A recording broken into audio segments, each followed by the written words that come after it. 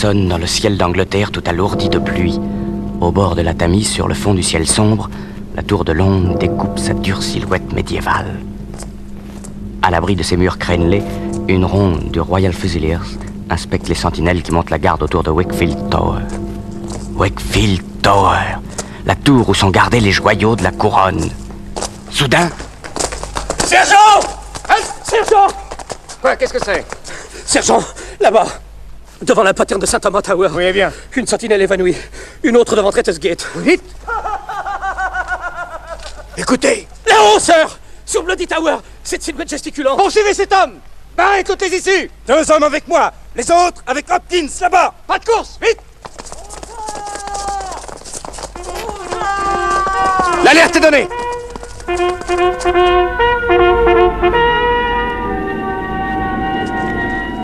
Toute la garnison de la tour en état d'alerte, chacun à son poste. C'est là-bas, sergent! La tour des joyaux! En avant! Vite! À moi! Alors, qu'est-ce que c'est? Voyez! La porte! Ouverte! Montez vite! Soyez prêts à tirer! La porte est donc ouverte! On est entré dans la chambre du trésor! La couronne! On a volé la couronne à Burgard! La couronne! Voyez, sergent, sur le mur, ce dessin à la craie. La marque jaune.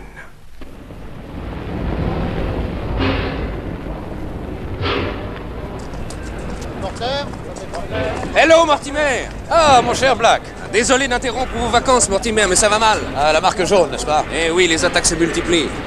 Après la Banque d'Angleterre, le Foreign Office, c'est la Tour de Londres qui a été visitée cette nuit. Vos billets, messieurs, s'il vous plaît. Et toujours sur un mur, cette marque à la craie jaune, ce M à l'intérieur d'un cercle. Édition spéciale, nouvel avertissement de la marque jaune. Encore? Eh oui. Et à chaque fois, il a le toupet d'avertir les journaux à l'avance. Vous arrivez à temps, Mortimer. Où allons-nous? Eh bien, à mon cercle. Je dois y dîner avec 3 amis, vous nous tiendrez compagnie. Et avant, nous aurons le temps de causer.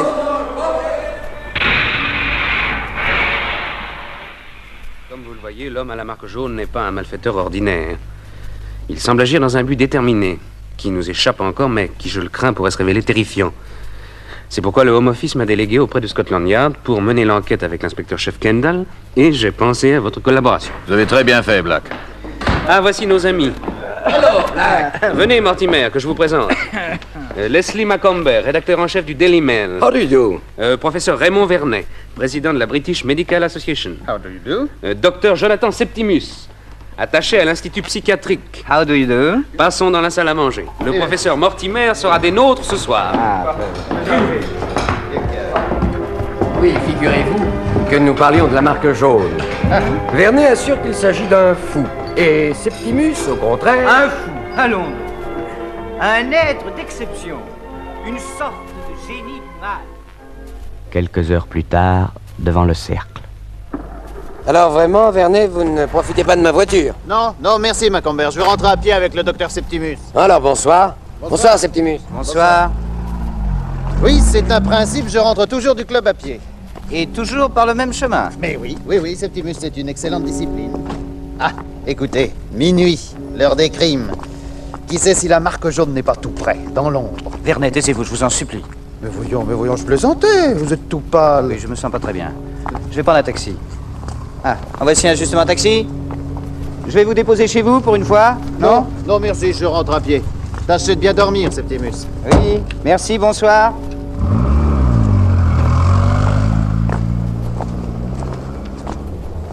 Et le professeur Vernet poursuit seul son chemin. Le voici qui traverse New Oxford Street. Il passe devant un policeman. Il tourne dans Coptic Street. Qu'est-ce qui se passe? Un enlèvement. Je n'ai vu que cette voiture là-bas. Oh, regardez, par terre. La marque jaune.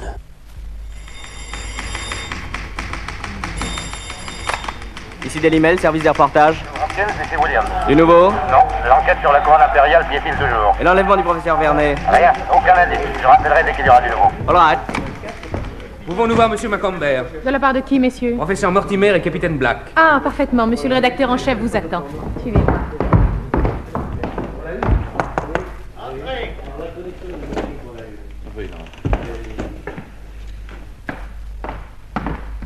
Ah, c'est vous, mes amis. Alors? Rien.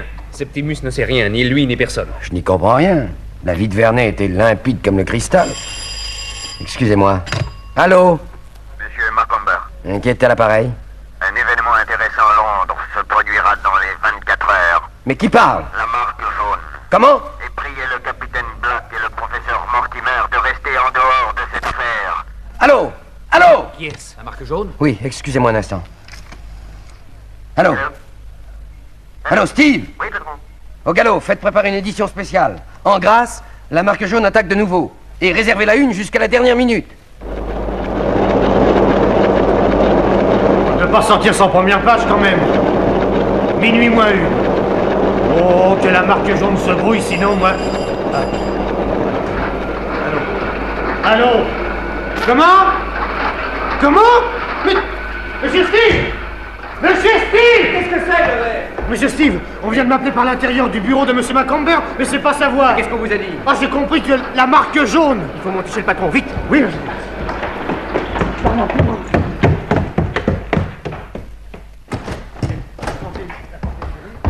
Disparu. je ne vois personne. Là, cette porte entrouverte, c'est l'escalier privé. Descendons. Il y a un corps en bas de l'escalier. Le patron? Non, Monsieur Steve. C'est Phil, le portier. Mort? Je ne crois pas. Oh, voyez. Je m'en doutais. La marque jaune.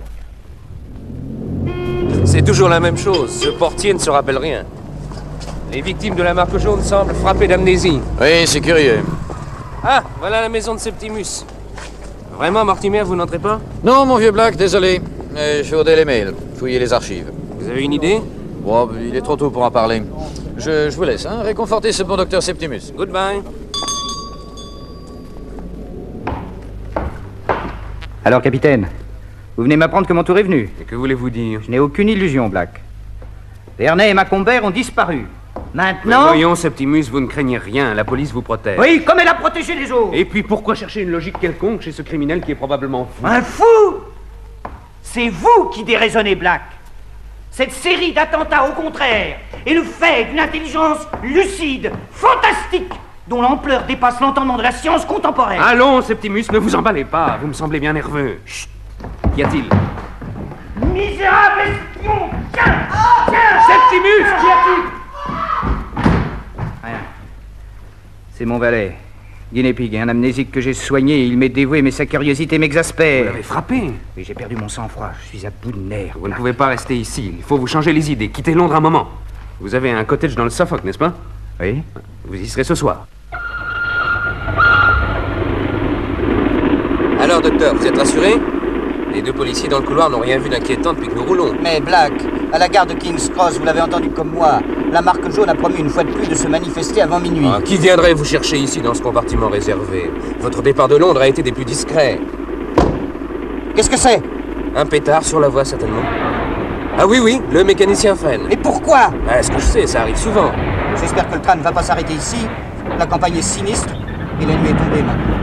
Ah si. Si nous voilà immobilisés. Moi, je vais jeter un coup d'œil dans le couloir et m'informer. Ne bougez d'ici sous aucun prétexte. Vous pensez? Que se passe-t-il? Je ne sais pas, capitaine. Regardez, quelqu'un marche sur le ballast avec une lanterne. Eh oui, le chef du train, on dirait. Ah. Hep, s'il vous plaît, pourquoi s'arrête-t-on? Je ne sais pas, monsieur. Sans doute un train en formation qui manœuvre devant nous. Merci. Non, rien de grave. Continuez à ouvrir l'œil, hein. Miséricorde! Il a disparu! Septimus a disparu! Descendons vite! Fouillez les buissons, vite! Septimus! Septimus! Par ici, capitaine, des branches écrasées. Nous sommes sur le bon chemin. Il y a une route là-bas, venez! Voyez, capitaine, une tache d'huile. Des traces de pneus, une auto a stationné ici. Ah, Septimus a été enlevé! C'est la marque jaune qui a mis ce pétard sur la voie. Et fait arrêter le train au risque Capitaine! Un rapide qui arrive derrière le nôtre. Il l'a pas vu. Si, freine. Trop tard!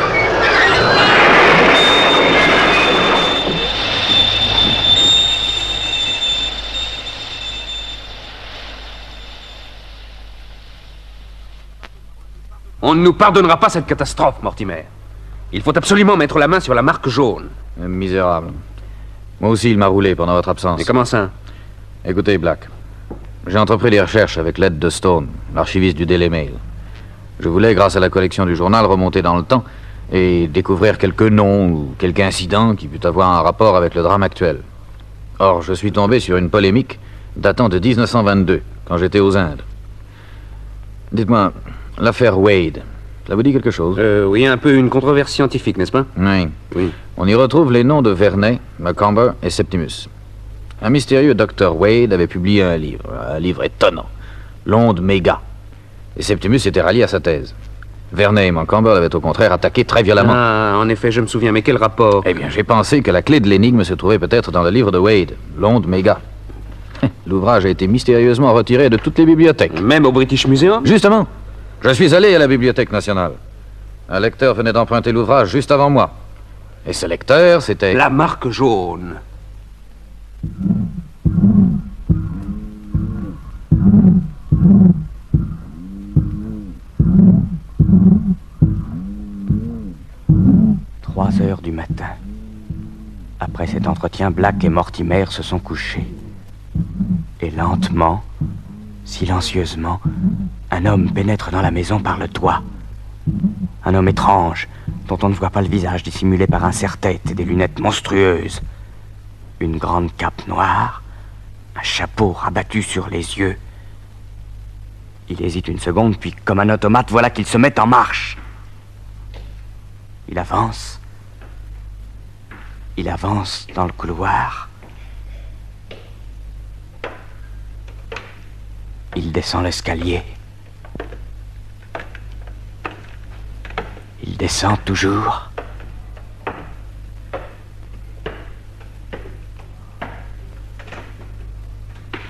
Le voici dans le hall maintenant.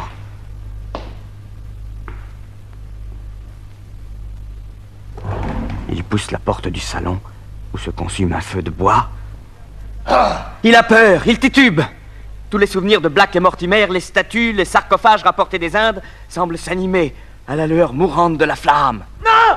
Horus au bec crochu se dresse devant lui. Tout hérisse, la déesse hippopotame. Comme mis en déroute par une force invisible, il s'enfuit. Halte! Les mains en l'air! J'ai 2 mots à vous dire, marque jaune. Qui a éteint? C'est vous, Black? Black! Qui a éteint? L'homme dont les lunettes semblent soudain flamboyer avance vers Mortimer qui l'avait surpris. Halte! Un pas de plus et je tire! Arrêtez! Arrêtez ou je tire! Tenez bon, Mortimer, j'arrive! J'ai blessé Mortimer! Mais tirez! Black, pour l'amour du ciel! Je ne comprends pas, je me suis senti jeté à terre. Il saute par la fenêtre! La fenêtre fermée! C'est le diable en personne! Et voyez-le dehors! J'ai encore 2 balles! Ah, inutile, Black! Les balles ricochent sur lui!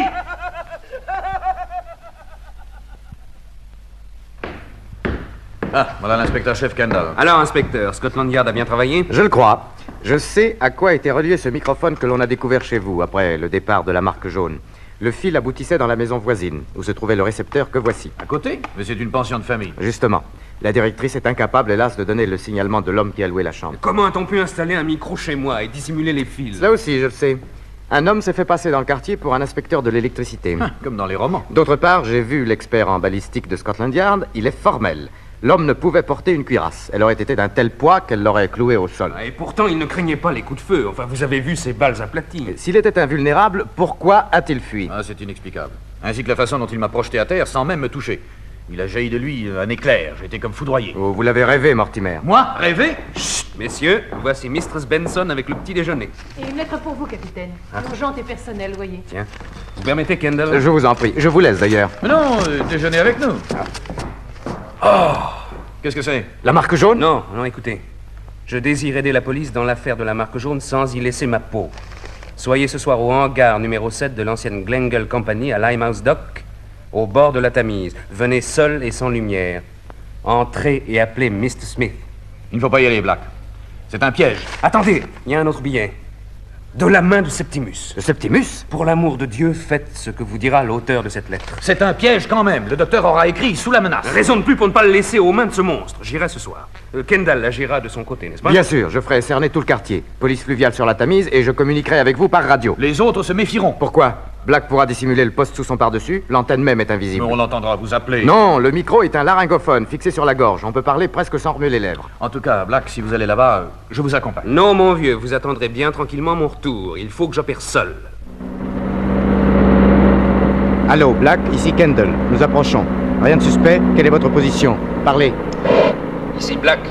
Je roule dans Narrow Street. Brouillard terrible. Vous m'entendez bien? Très bien. Parlez. Je dépasse Godwell Station. Et attendez, oui, voici Lyman's Dock. Je vais stopper et descendre, je vous rappellerai. Terminé.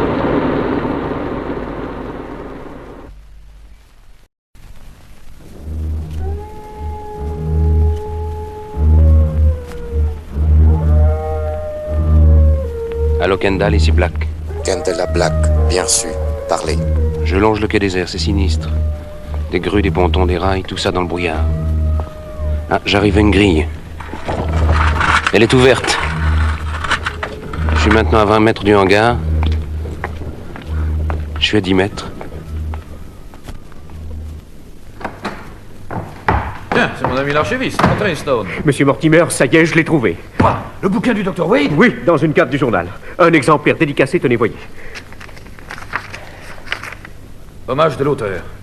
Dr. Wade. Mais c'est pas possible. Bon sang, quelle idée. Mais qu'y a-t-il, monsieur Mortimer? Allô? Scotland Yard? Ici le professeur Mortimer. Il faut absolument joindre par radio l'inspecteur-chef Kendall et faire stopper l'opération en cours. Mais, professeur... Peut-on mettre une voiture radio à ma disposition? Ce sera très difficile. 12 voitures sont déjà engagées dans l'opération. Il faudrait attendre. Non, c'est une question de secondes. Le capitaine Black est en danger de mort.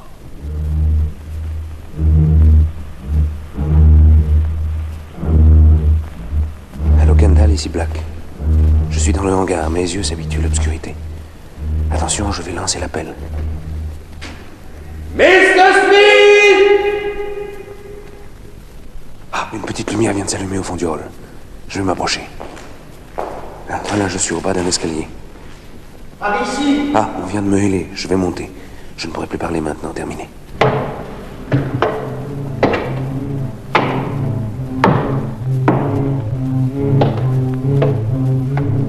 Black monte les marches. Il monte. Il monte toujours. Sans voir tout en haut du hangar un immense palan suspendu par une grosse corde. Une main criminelle commence à couper la corde. Black avance. Avance. Il va passer sous le palan. Allons. Scotland Yard à inspecteur Kendall. Stoppez immédiatement opération. Capitaine Black en danger de mort. Quoi? Bon sang! Black! Allô, Black, attention! Sauvez-vous! Black a entendu. Il a reculé. Juste à l'instant où le palan s'écrasait au sol. Courage, Black! Nous arrivons! La marque jaune, là-haut! La verrière est effondrée, il va s'enfuir par le toit! Par ici!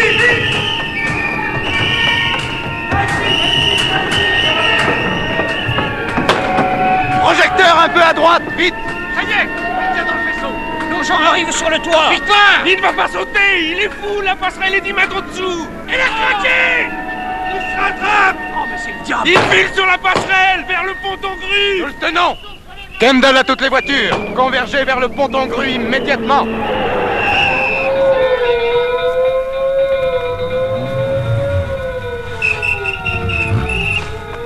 Allez, montez vite à l'assaut! Prenez le vivant! Il n'y a plus aucune issue, Black, nous le tenons. Ne triomphez pas trop vite, Kendall. Mais voyez, il est fait comme un rat.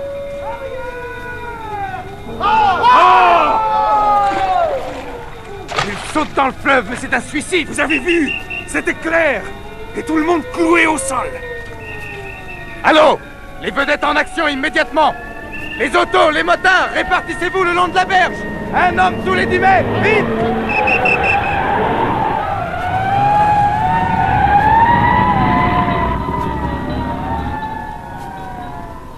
Kendall à toutes les voitures. La marque jaune a réussi à reprendre pied sur la rive et à s'emparer d'un véhicule immatriculé LL321 qui fonce vers Londres en direction de Cable Street. Kendall à tous les postes routiers. Kendall à tous les postes...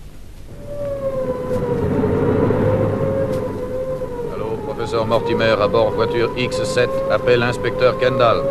Kendall écoute, parlez. Nous avons croisé la marque jaune et fait demi-tour. Nous venons d'établir le contact. Quelle est votre position? Nous approchons d'Alburn Circus. Oh là, oh! Nous venons de prendre un virage terrible.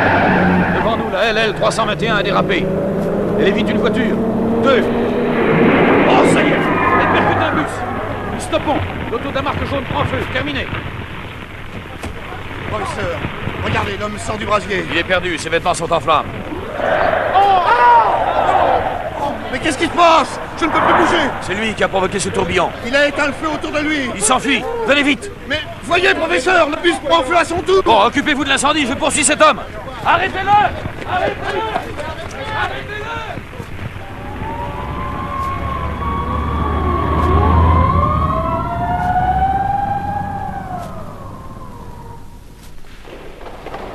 C'est dans le labyrinthe des égouts que la marque jaune entraîne Mortimer.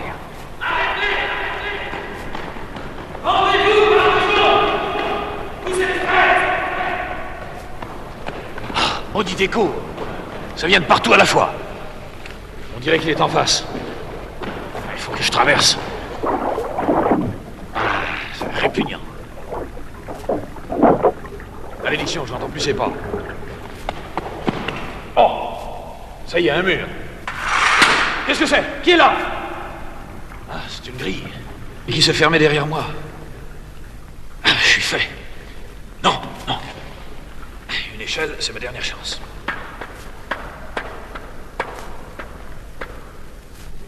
Où puis-je bien être?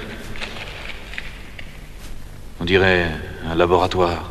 Pourquoi avez-vous laissé échapper le capitaine Black? Oh! Allons, parlez! Septimus. Je répète ma question. Pourquoi avez-vous laissé échapper le capitaine Black? Guinea Pig ne sait pas, maître. Une force hostile. Guinea Pig a eu peur. Allons donc! Voilà la seconde mission que vous ratez d'une manière incompréhensible. Guinea Pig a eu peur. C'est bon, nous verrons ça plus tard. Le maître vous pardonne une fois encore.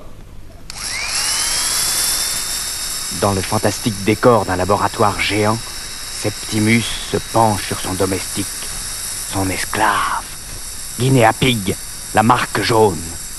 Il porte au front un disque brillant qui s'est mis à tourner. À tourner. Oubliez ce qui s'est passé cette nuit. Je le veux. Parfait. À présent, je vais vous libérer. Voilà qui est fait. Va te reposer maintenant. Oui, maître. Quelque chose m'échappe dans son comportement. Le subconscient sans doute. Mais je saurai bien. Haut les mains, Septimus. Mortimer? Oui, ici? Oui, docteur. Et j'ai quelques questions à vous poser. Vraiment? Qu'est-ce que c'est? Arrêtez ça. Septimus. Arrêtez de faire tourner ce disque. Où je tire. Il est déjà trop tard, Mortimer. Mon disque hypnotique a produit son effet. À présent, vous allez dormir, je le veux. Dormez, Mortimer. Dormez, je le veux.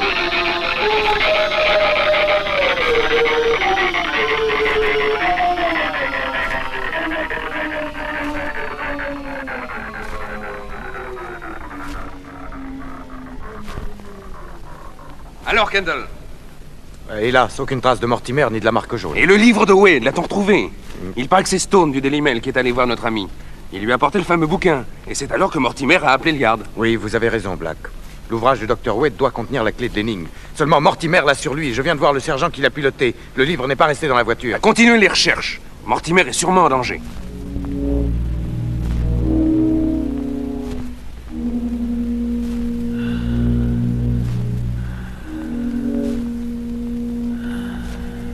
Réveillez-vous, Mortimer!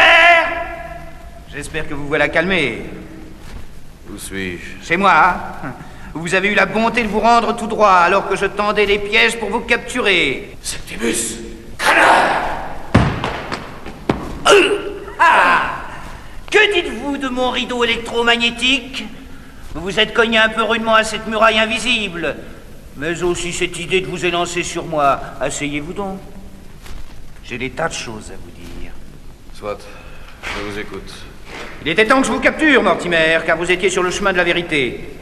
C'est moi qui, en 1922, sous le pseudonyme du Dr. Wade, ai révélé au monde une extraordinaire découverte.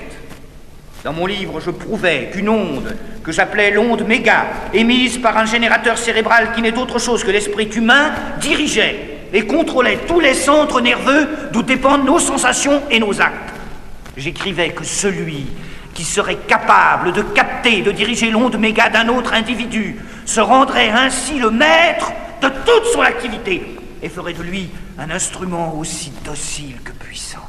Et alors?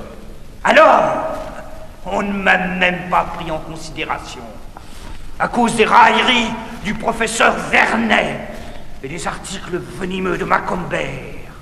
Vous allez voir que depuis, ils ont changé d'attitude tous les deux. Guinea-Pig! Septimus, qu'avez-vous fait à Vernet et à Macomber? Rien. Leur éducation, simplement. Le maître m'a appelé. Va me chercher les prisonniers. Oui, maître. Et celui-là, que vous appelez Guinea-Pig, cette fameuse marque jaune, qui est-ce? Rien. Un amnésique que j'ai recueilli au Soudan. Il semble avoir perdu l'esprit à la suite d'une grande frayeur en fouillant des tombeaux égyptiens. C'est sans doute pourquoi, chez Black, il a fui devant des dieux de bronze ou de plâtre.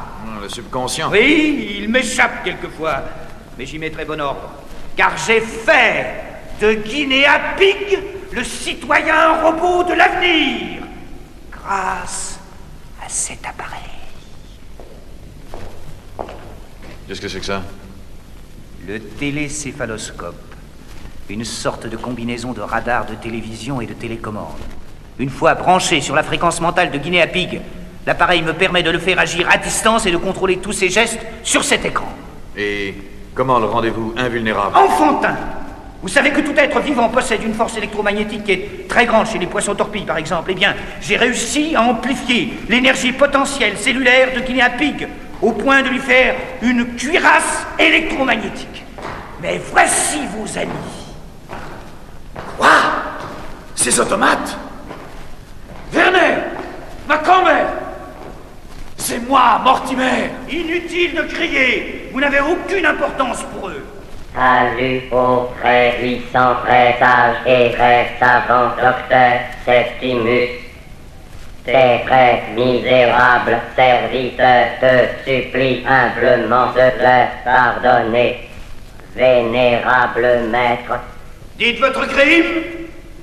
Nous avons osé dans notre incommensurable orgueil et notre insondable ignorance injurier, bafouer, insulter et outrager ton rayonnant génie.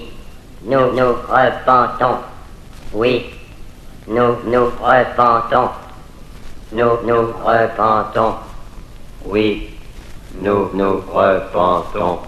C'est bon, allez retrouver Guinea-Pig, allez. Nous repentons. Oui, nous repentons. Vernet! Macomber! Septimus, qu'en avez-vous fait? Mes esclaves! Comme vous, Mortimer! Vous allez devenir mon esclave! Vous entendez? Mon esclave! Mais vous êtes complètement fou! Quoi? Vous osez? Misérable!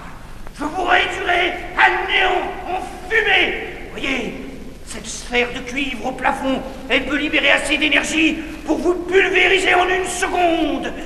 Il me suffit d'appuyer sur un bouton.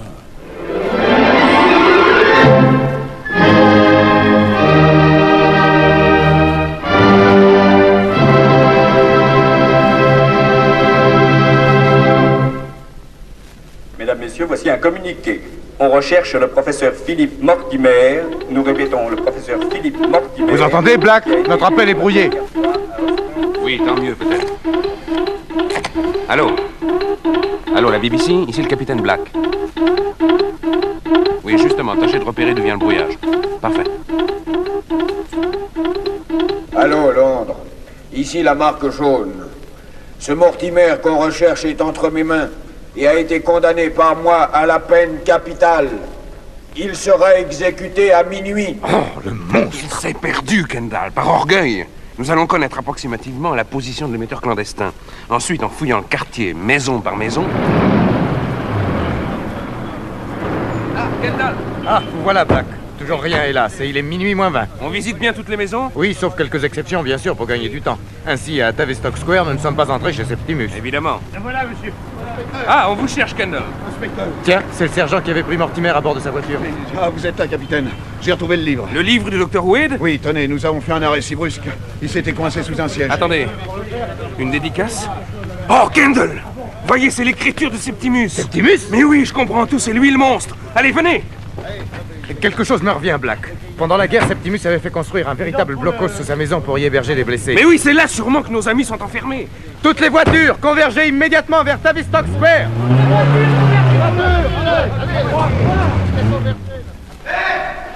Eh bien, je t'avais dit d'aller chercher le prisonnier. Maître, le prisonnier a fait tomber Guinea Pig. Comment? Il était endormi par mon gaz lénifiant.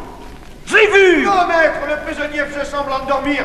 Il avait bouché les trous d'arrivée du gaz avec de l'habit de feu. Ah, le chien! Le pain que je lui avais donné! Mais il faut le rattraper! Il peut détruire mes appareils! Il peut! En effet, Mortimer, en essayant de fuir, a fait sauter le télécéphaloscope. Guinea Pig se trouve libéré de l'emprise de Septimus. Il se rue sur lui, un fouet à la main. Misérable esclave! Tu oses! Recule encore! Non! Pitié, Guinea Pig! Encore! Sous la boule de cuir! Non! Je t'en supplie! Guinea Pig, non! Pitié! Et tandis que la police fait irruption... Mortimer, vous êtes vivant! Ah, mon vieux Black! Et vous, Kendall? Où est Septimus? Mort, anéanti par ses appareils. Et l'autre, la marque jaune! Il a fui par les égouts. Vite, sergent! Avec vos hommes à sa poursuite! Vous, Harris, téléphonez au yard! Qu'on fasse garder toutes les sorties! Oui, chef! Il faut absolument le rattraper ou tout est à refaire! Non, Kendall, ne craignez rien. Ce n'est plus un surhomme qui s'enfuit, mais un pauvre amnésique que vous capturerez bientôt. La marque jaune a fini avec le docteur. Et voyez ce que j'ai trouvé pour achever de vous réconforter. La couronne impériale. Oui, la couronne impériale, rendue par vous à sa gracieuse majesté. Dieu sauve la reine! Dieu sauve la